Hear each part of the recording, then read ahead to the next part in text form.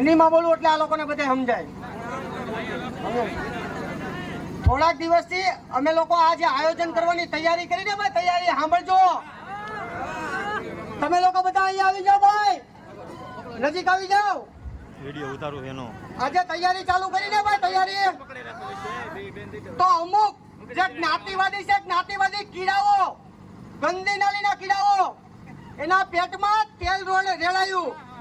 જયસુખભાઈ દેસાઈ જે એક મહાન વ્યક્તિત્વ છે, એ બે ઉભા છે એટલે હું વધારે નહીં બોલું, કેમ કે એની મર્યાદા જાળવવી મારી ફરજમાં છે કે એ વ્યક્તિની મર્યાદા જળવાઈ દે.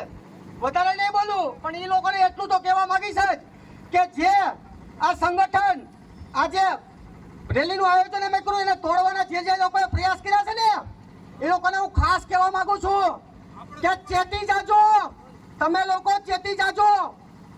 અમે બહુજન બધા એક થવાના જ છીએ. તમારે જેટલી તોડવાની કોશિશ કરવી હોય તમને છૂટ છે.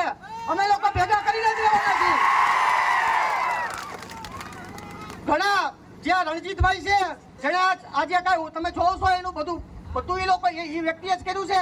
એટલે ઘણા લોકો દ્વારા બીવરાવવામાં આવ્યો કે તમે આમ કરશો તો આમ થઈ જાય.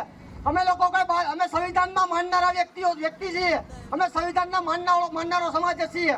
એટલે અમે કોઈ બાંધવા બોલવામાં માનવા નથી. અમે ખાલી એકતા અને સંગઠન બોલવામાં લોકોને શિક્ષણ પૂરું પાડી રહે અને આજે આદિવાસી સમાજ છે એ લોકોની પ્રગતિ થાય એના માટે જ અમે લોકોને બધાને ભેગા કરીને રેલીનું આયોજન કર્યું છે. એટલે ખાસ હું એ લોકોને કહેવા માંગુ છું કે ભાઈ દરાડું પાડવાનું બંધ કરો. છેલ્લે હરેક વ્યક્તિ ભારતીય છે ને ભારતીય જ રહેવાનો છે ને, બધા આપણા ભાઈ બહેનો જ છે.